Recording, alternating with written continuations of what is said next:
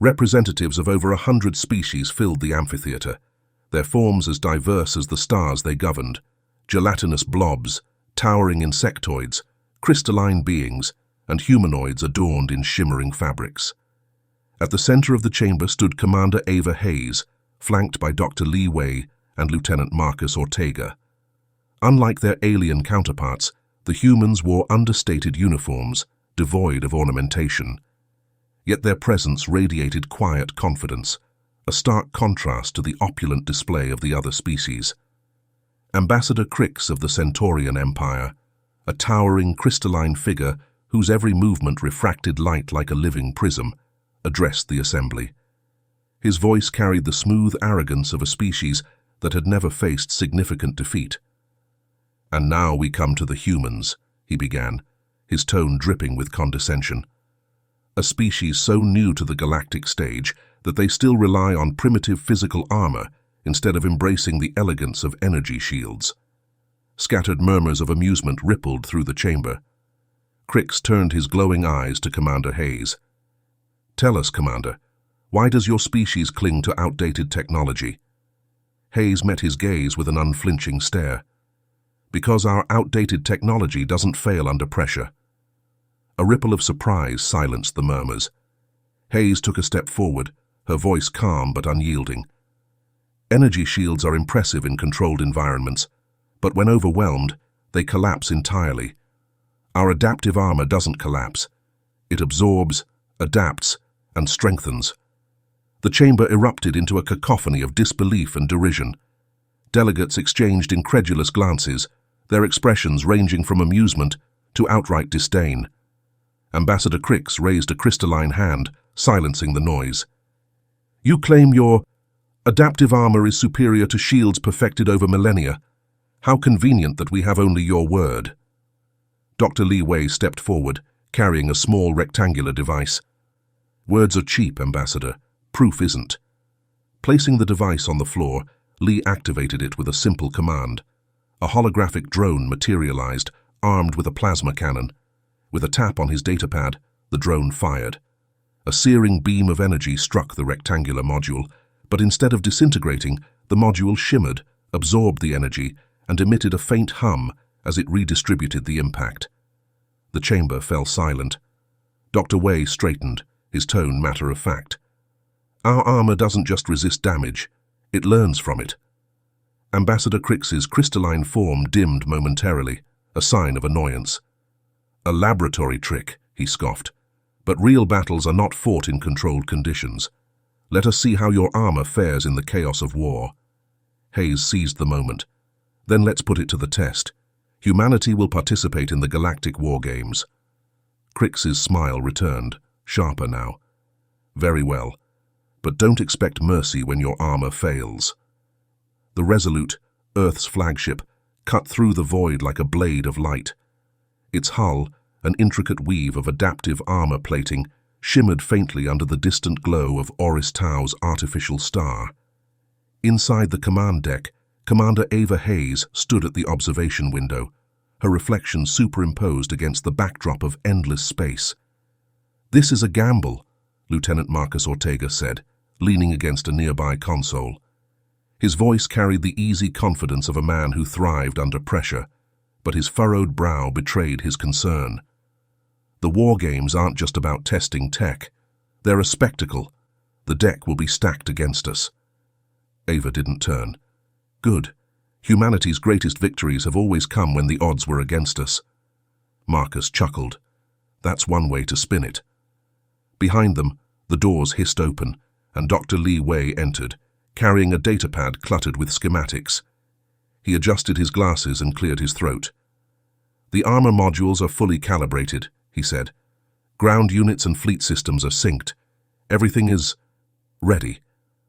Ava turned, her expression softening. "Good work, Doctor. I know this tech is your life's work, and you've just put it under the galaxy's microscope." Lee hesitated, his fingers tightening around the datapad. "It's not the technology I'm worried about," he admitted. "It's the politics. These delegates don't just want us to fail, they need us to." Ava's eyes hardened. "Then we'll disappoint them." As the Resolute approached Oris Tau's orbital station, its arrival was met with a mix of curiosity and disdain. Delegates and dignitaries from across the galaxy gathered to watch the human fleet disembark. The docking bay, a cavernous space filled with ships of every shape and size, thrummed with activity. Ava led her crew down the gangway, their boots echoing against the polished floor. The humans walked in a tight formation, their posture radiating quiet strength. Ambassador Crix waited at the end of the gangway, his crystalline form gleaming under the station's artificial lights. "Welcome to Oris Tau," he said, his tone as smooth as glass. "We're eager to see how humanity's unconventional methods perform." Ava smiled, but there was no warmth in it. "I'm sure you are." As the humans passed, Crix's gaze lingered on their adaptive armor. Turning to his Centaurian aide, he muttered, "Let them have their moment. It won't last." The opening round of the Wargames was a fleet skirmish designed to test defensive capabilities. Humanity's fleet was pitted against the Fithari, a gelatinous species whose energy weapons were famed for their destructive precision. As the simulation began, the Fithari fleet opened fire. Plasma beams streaked across the simulated battlefield, their brilliance reflecting off the hulls of the human ships. For a moment, the observers watching from the observation deck anticipated a swift human defeat. Instead, the plasma beams struck the human ships and dissipated. The adaptive armor absorbed the energy, glowing faintly as it redistributed the impact. On the observation deck, the Zartil delegate clicked their mandibles nervously. "They're absorbing it?" Ava's voice came through the comms, calm and decisive. "All ships, return fire." The Resolute's railguns unleashed a volley of kinetic projectiles. The Fithari fleet's energy shields flared under the assault, but they couldn't withstand the relentless barrage. Within minutes, the match was over. The room fell silent. For the first time, the delegates were unsure whether to mock or fear humanity's ingenuity. Humanity's success in the early rounds didn't go unnoticed. As their adaptive armor continued to outperform expectations, murmurs of dissent spread among the other delegates. "This is unnatural," a Zartil delegate hissed during a private council meeting. "No species adapts so quickly." Ambassador Crix smiled faintly, his crystalline form glowing with a sinister light. "Let them bask in their victories. The final round will show them their place." Meanwhile, aboard the Resolute, Dr. Wei adjusted the calibration of the armor modules, his movements precise but tense. Ava approached, her voice low. "Something on your mind, Doctor?" Wei hesitated before speaking. "They're not just testing our armor, they're testing us." "And they'll find we're ready," Ava said firmly. "We didn't come here to win their approval.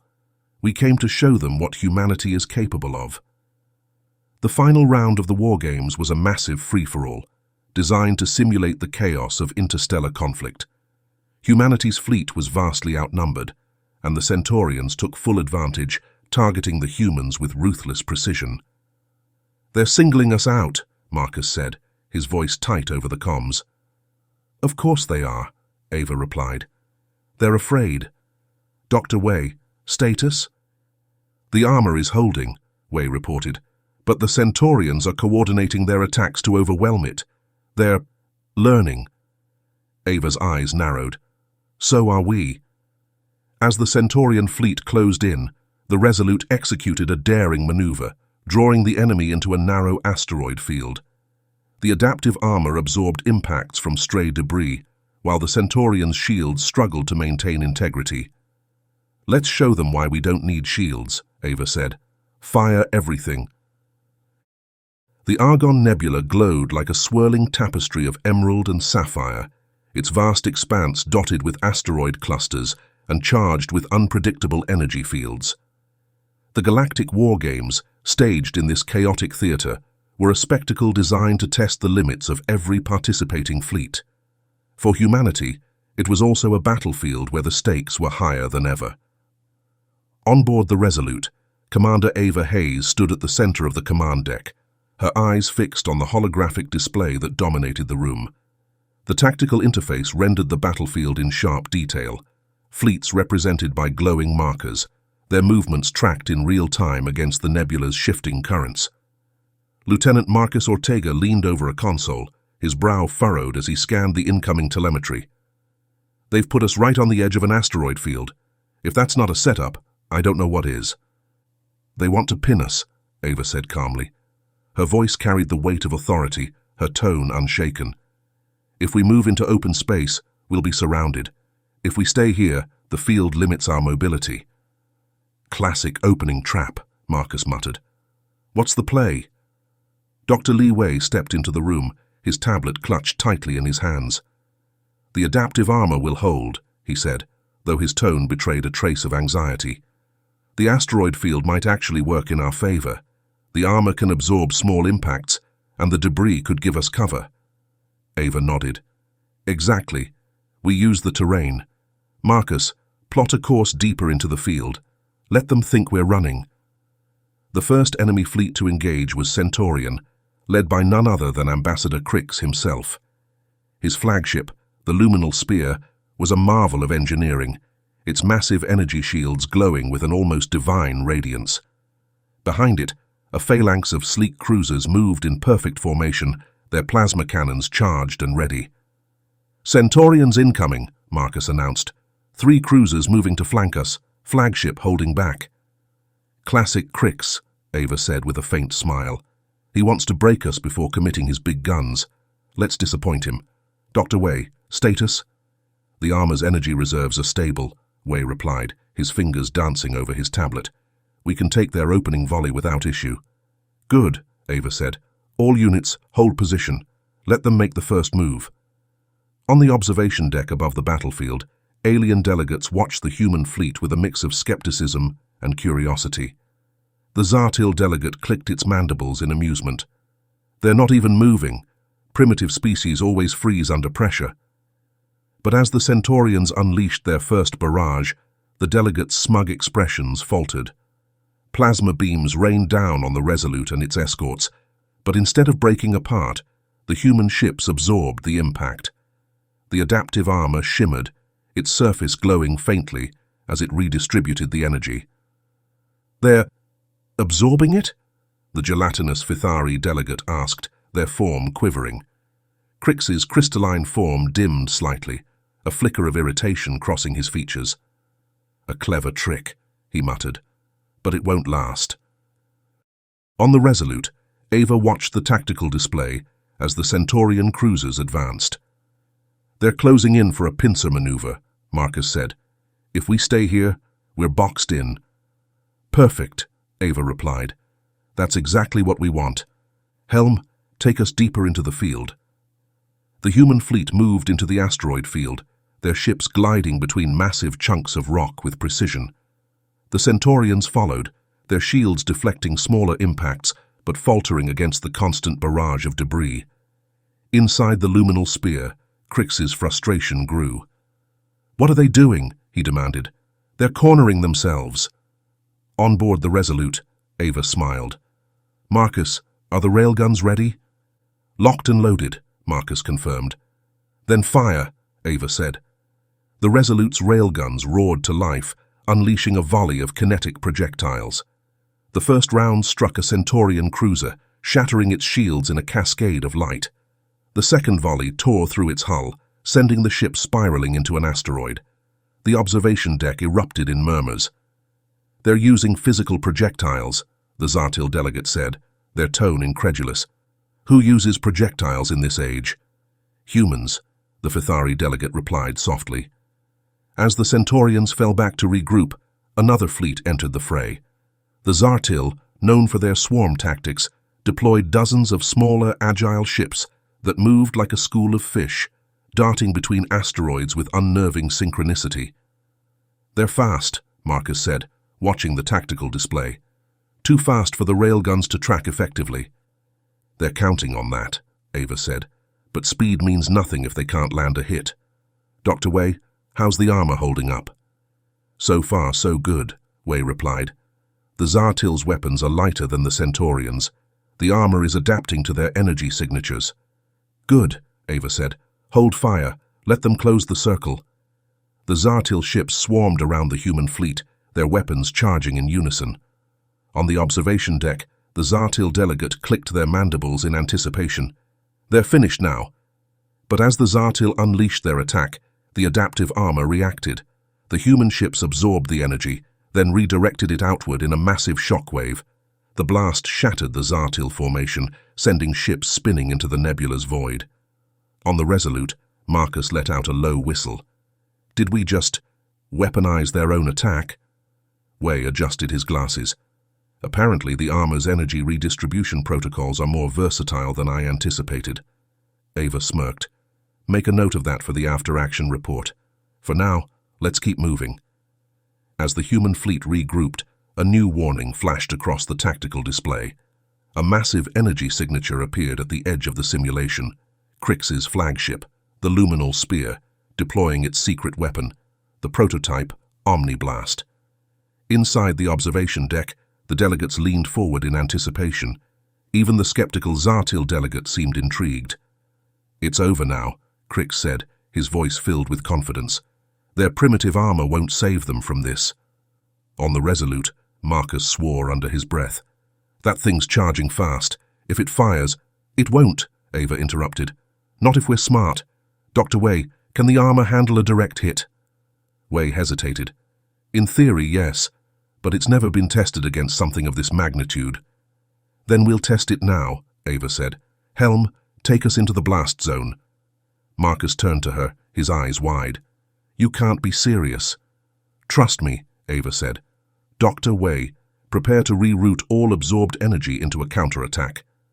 The Resolute moved directly into the line of fire, its hull glowing faintly as the adaptive armor prepared for impact. On the Luminal Spear, Crix watched with a mix of disbelief and satisfaction. Foolish, he muttered. Fire. The Omniblast erupted from the Centaurian flagship, a massive wave of energy that lit up the nebula. The delegates on the observation deck shielded their eyes from the blinding light, their murmurs turning to stunned silence as the human fleet emerged unscathed. They survived, the Fithari delegate whispered. On the Resolute, Ava's voice rang out. Now, Dr. Way. The absorbed energy surged through the armor's redistribution systems, channeling it into a concentrated burst.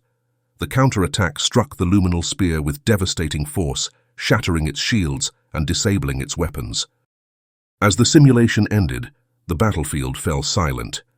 The human fleet stood victorious, their adaptive armor proving its worth against overwhelming odds. On the observation deck, the delegates exchanged uneasy glances. The galaxy had just witnessed something unprecedented. Ava turned to her crew, a small smile breaking through her stoic demeanor. Well done, everyone. Dr. Way, you've outdone yourself.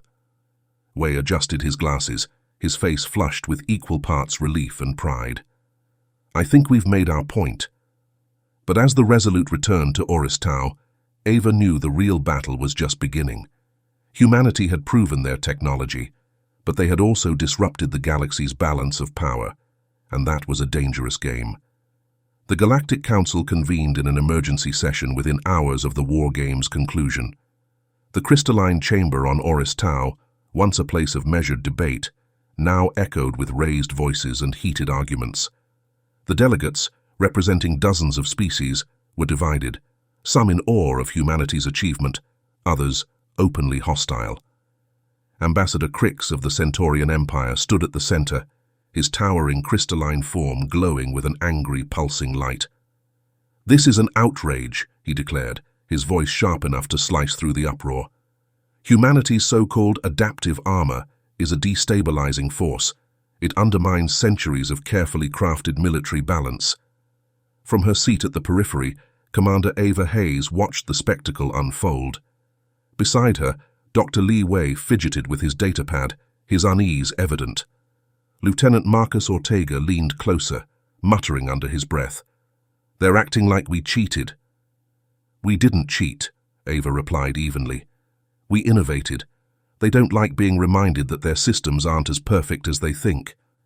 An alarm blared, red lights flashing across the bay. The ship shuddered violently, throwing Way off balance.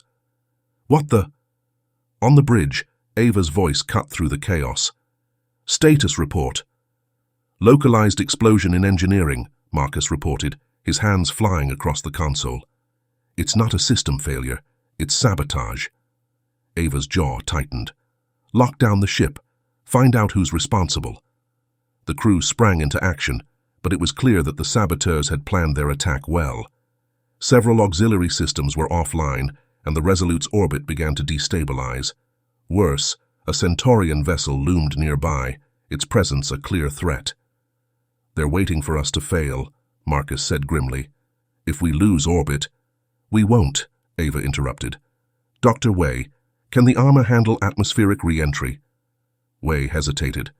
"In theory, yes, but it's never been tested under these conditions." Ava's gaze hardened. "Then we'll test it now. Marcus, prepare for controlled descent. Everyone else, hold on." The Resolute entered Oristau's atmosphere, its adaptive armor glowing as it absorbed the intense heat of re-entry. Flames licked across the hull, but the ship held steady, its systems compensating for the damage. On the observation deck, the delegates watched in stunned silence as the human vessel descended. Crix's crystalline form pulsed with frustration. "They're impossible." Inside the Resolute, the crew worked tirelessly to stabilize the ship. Marcus barked orders, coordinating repairs, while Way monitored the armor's performance. "It's holding," he reported, relief evident in his voice. "The armor is holding." Ava allowed herself a small smile. "Of course it is." The Resolute landed safely on Oristau's surface, its hull scorched but intact. As the crew disembarked, they were met with a mixture of awe and hostility. Crix approached, his crystalline eyes cold. This was reckless. Ava met his gaze evenly. This was survival. The sabotage attempt forced the Galactic Council to confront the growing tensions surrounding humanity's success. A formal inquiry was launched, and evidence of Centaurian involvement quickly surfaced. "You tried to sabotage us," Ava said, addressing Crix in the council chamber. Her tone was sharp, her anger barely contained. "And you failed." Crix's crystalline form dimmed, but his voice remained steady. "You misunderstand. This was never about sabotage. It was about control." "Control?" Ava repeated, incredulous. "You mean fear?" Crix's silence spoke volumes. The Council ultimately ruled in humanity's favor, condemning the Centaurian actions and affirming humanity's right to develop and deploy their technology. But the damage had been done. Trust between the species had eroded, and the galaxy's balance of power was forever altered. Back on Earth, the crew of the Resolute was met with a hero's welcome. The adaptive armor, once dismissed as primitive, was now a symbol of humanity's ingenuity and resilience. Dr. Way received accolades for his groundbreaking work, while Ava was promoted to Fleet Admiral. But the victory was bittersweet. Humanity's success had made them a target, and the galaxy's mistrust lingered. Ava stood on the observation deck of Earth's orbital station, gazing at the stars. "They fear us now," she said quietly. Marcus joined her, his expression thoughtful. "Good. Fear keeps people honest." Way approached, holding a datapad. "The armor's next iteration is ready for testing," he said. "Stronger, smarter, more adaptable." Ava nodded. "We'll need it." In the years that followed, humanity's adaptive armor became the standard for resilience in an unpredictable galaxy. Other species sought to replicate its success, but none could match the ingenuity behind its design. Humanity had proven that survival wasn't about perfection, it was about adaptation. And as the galaxy adapted to humanity's presence, one thing became clear. The species that once seemed fragile had become the universe's greatest force for change.